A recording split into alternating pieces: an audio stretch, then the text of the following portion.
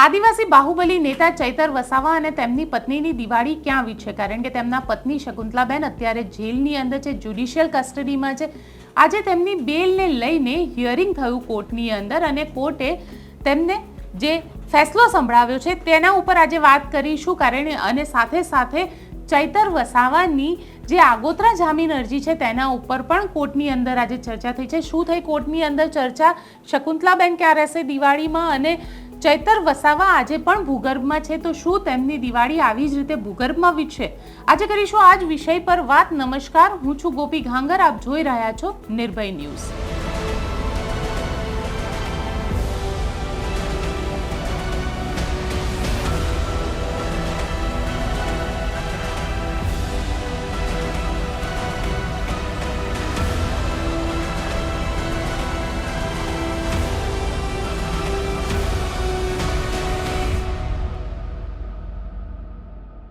ચૈતર વસાવાના પત્ની શકુંતલાબેન જેઓ રાજપીપળાની જ્યુડિશિયલ કસ્ટડીમાં છે અને ત્યાં તેમને જેલની અંદર બીપી લો થવાની કમ્પ્લેન થઈ હતી. ત્યારબાદ તેમને રાજપીપળાની હોસ્પિટલમાં દાખલ કરવામાં આવ્યા હતા અને ત્યારબાદ તેમને છાતીમાં દુખાવો થતાં વડોદરાની એસએસજી હોસ્પિટલમાં શિફ્ટ કરવામાં આવ્યા છે. પરંતુ તેમની જે બેલ એપ્લિકેશન છે એટલે કે જમાનત અરજી છે તેના ઉપર આજે કોર્ટની અંદર હિયરિંગ થયું અને આ હિયરિંગમાં કોર્ટે જે તેમની જમાનત છે તેને રિજેક્ટ કરી દીધી છે. એટલે તેમને જામીન નહીં મળે, તેમને હવે દિવાળી જે છે તે જેલની અંદર જ વિતાવવી પડશે. કોર્ટે જામીન ન આપતા કહ્યું કે શકુંતલાબેન જેઓ આ આખી જે કિસ્સો છે તે કિસ્સાની અંદર આરોપી છે, તેમને હજી સુધી પોલીસે જે બંદૂક છે તેને રિકવર નથી કરી અને જો શકુંતલાબેન જેલની બહાર નીકળશે તો બની શકે કે જે બંદૂક છે તેની સાથે છેડછાડ કરવામાં આવે અથવા તો તેને ગાયબ કરી દેવામાં આવે. તો આ આખા મામલાની અંદર ક્યાંય પણ ગુનો સાબિત કરવો શક્ય નહીં બની શકે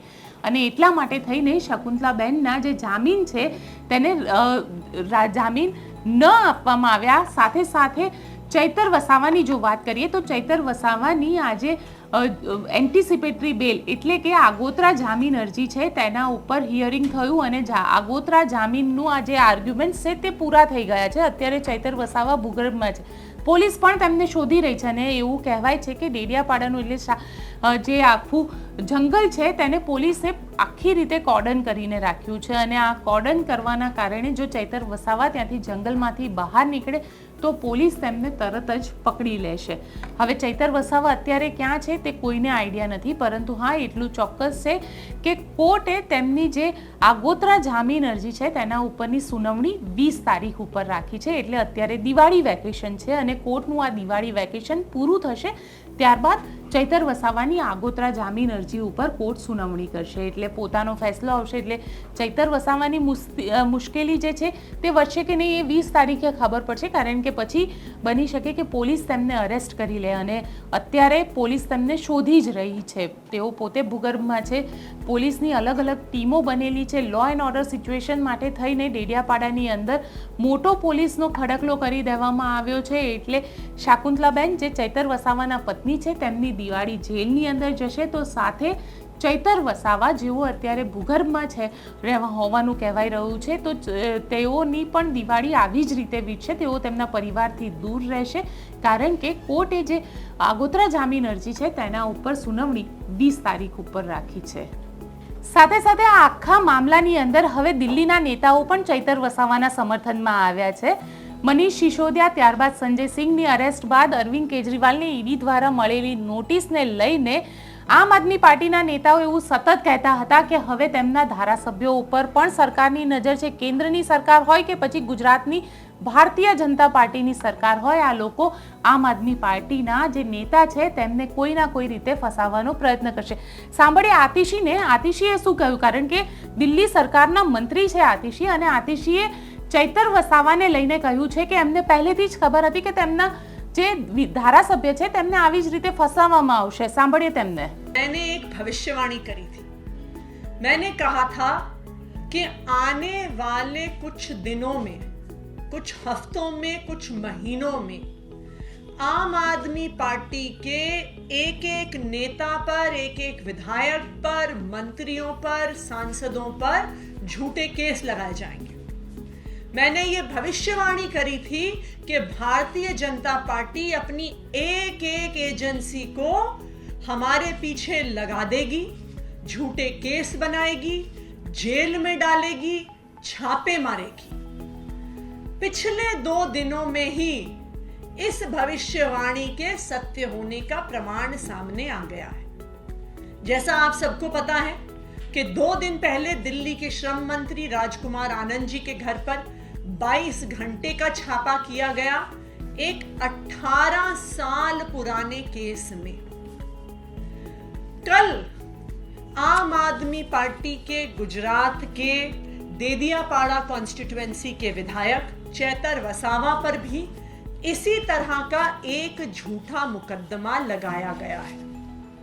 चेतर वसावा जी ना सिर्फ आम आदमी पार्टी के विधायक हैं, बल्कि गुजरात के आदिवासी समाज के जाने माने नेता हैं, आदिवासी समाज के एक चहेते बेटे हैं और उन पर उनकी लोकप्रियता की वजह से गुजरात सरकार ने, भारतीय जनता पार्टी की गुजरात सरकार ने एक झूठा एफआईआर किया है और उनकी पत्नी को भी गिरफ्तार कर लिया है। चेतर वसावा जी देदियापाड़ा कॉन्स्टिट्यूएंसी के विधायक हैं। एक आदिवासी इलाका है। उस आदिवासी इलाके में एक आदिवासी किसान की फसल को वन विभाग ने काट दिया। विधायक होने के नाते इस मुद्दे को चेतर वसावा जी ने उठाया, उस किसान के लिए कॉम्पेंसेशन डिमांड करी और इस कॉम्पेंसेशन की लड़ाई में फॉरेस्ट डिपार्टमेंट ने एक झूठा एफआईआर चेतर वसावा जी के खिलाफ कर दिया है।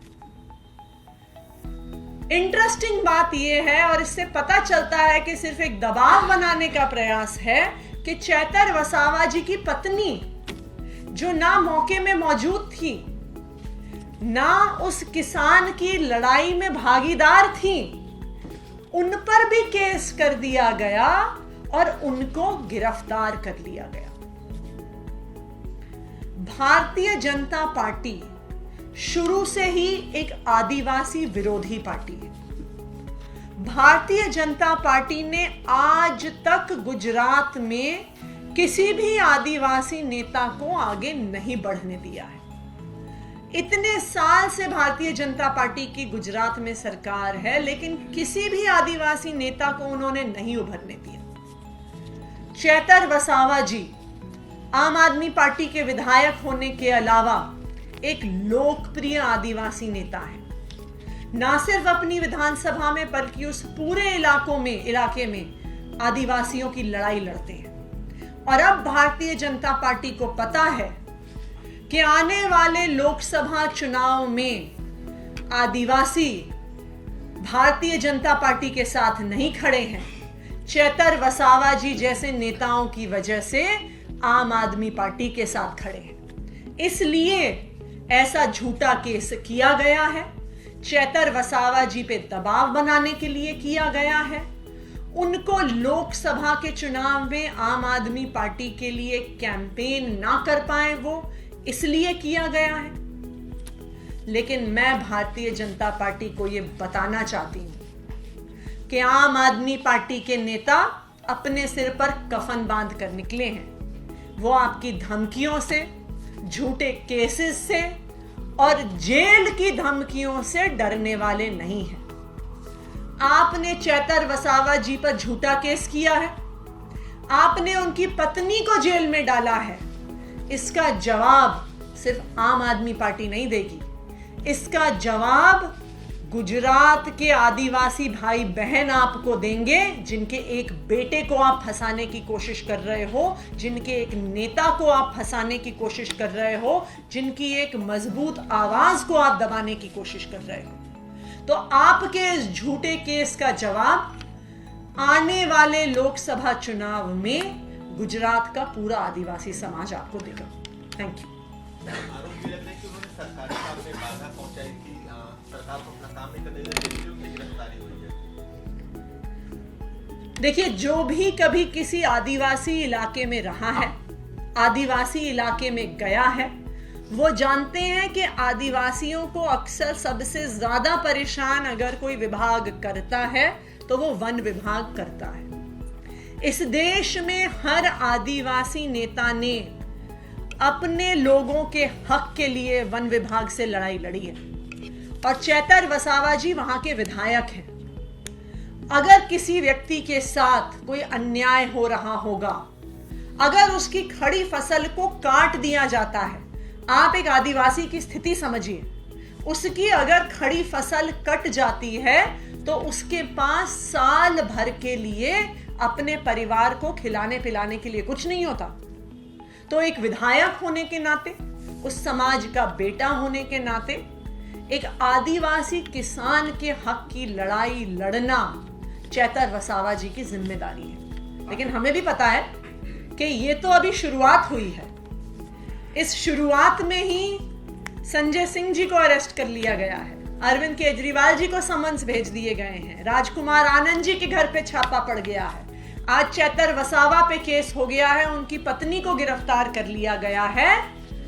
जब तक लोकसभा चुनाव आएगा, अनगिनत आम आदमी पार्टी के कार्यकर्ताओं को, नेताओं को, विधायकों को, मंत्रियों को, सांसदों को ऐसे केसेस में फंसाया जाएगा और उन्हें जेल में डाला जाएगा। समुदाय से चैतर वसावा जी आदिवासी समुदाय से, उनकी मध्य प्रदेश छत्तीसगढ़ में संख्या काफी है, तो क्या आने वाले विधानसभा चुनाव में इसका असर पड़ेगा? देखिए, चैतर वसावा जी एक आदिवासी समाज के चहेते बेटे हैं। उन्होंने लगातार गुजरात में आदिवासियों के हक की लड़ाई लड़ी है, मुश्किल परिस्थितियों में आदिवासियों का साथ दिया है। मुझे पूरा भरोसा है कि आदिवासी समाज उनके साथ खड़ा रहेगा। एक सवाल से थोड़ा हटके है, आप लोगों ने दावा किया कि सेंट्रल एजेंसीज का मिसयूज हो रहा है। भूपेश बघेल जो छत्तीसगढ़ में कांग्रेस के मुख्यमंत्री हैं, उनके खिलाफ भी ईडी जांच कर रही है और अब आरोप लगाया जा रहा है कि 500 से ज्यादा करोड़ रुपए के घोटाले में वो इन्वॉल्व है। अगर इस देश में किसी ने भी भ्रष्टाचार किया है तो उनको जरूर सजा होनी चाहिए, उनको जेल जाना चाहिए। लेकिन आज जो हमारे देश की स्थिति है उसमें पीएमएलए कानून, prevention of money laundering act कानून के तहत ईडी के हाथ में एक ऐसा हथियार आ गया है कि बिना किसी सबूत के, बिना भ्रष्टाचार साबित किए, सिर्फ आरोप मात्र से आप किसी को भी जेल में डाल सकते हैं और पीएमएलए के कानून के तहत उनको बेल नहीं मिलती है। तो सवाल आज देश के सामने यह है कि ऐसा कैसे है कि हर केस जो होता है, हर आरोप जो होता है, हर छापा जो पड़ता है, वो सिर्फ विपक्ष की पार्टियों के खिलाफ पड़ता है। कांग्रेस के नेताओं के घर पे छापे पड़ते हैं, आम आदमी पार्टी के नेताओं के यहाँ छापे पड़ते हैं, टीएमसी के नेताओं के यहाँ छापे पड़ते हैं, डीएमके के नेताओं के यहाँ छापे पड़ते हैं, एनसीपी के नेताओं के यहाँ छापे पड़ते हैं, शिवसेना के नेताओं के यहाँ छापे पड़ते हैं। और इनमें से कोई भी नेता अगर केस होने के बाद या छापा पड़ने के बाद भारतीय जनता पार्टी में चला जाता है तो छापे छूमंतर हो जाते हैं, केस छूमंतर हो जाते हैं, समन्स छूमंतर हो जाते हैं। तो ये बात बिल्कुल साफ है कि ईडी, सीबीआई, पुलिस, इंटेलिजेंस, हर एजेंसी को आज विपक्ष को दबाने के लिए इस्तेमाल किया जा रहा है। और एक ऐसा कानून है ये पीएमएलए जिसमें बर्डन ऑफ प्रूफ अक्यूज्ड पर आ जाता है और उनको बेल नहीं मिलती है। इसीलिए केंद्र सरकार अपने सारे विरोधियों को, उन सब राज्यों में जहां पे वो चुनाव नहीं जीतती है, उनको दबाने के लिए ये प्रयास कर रही है।